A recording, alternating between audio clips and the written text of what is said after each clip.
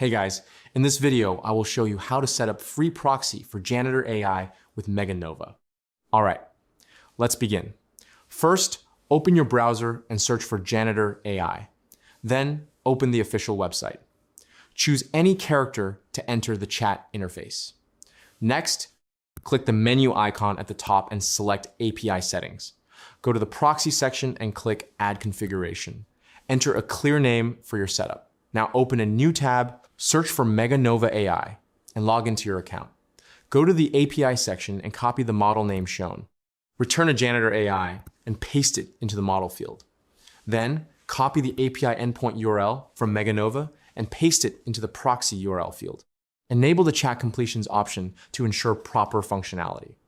Next, go to the API keys section in MegaNova, copy your key, and paste it into Janitor AI. Keep this key private. Finally, save your configuration and apply the settings. So that's basically how you can set up free proxy for Janitor AI with MegaNova. That's it for this video. Thanks.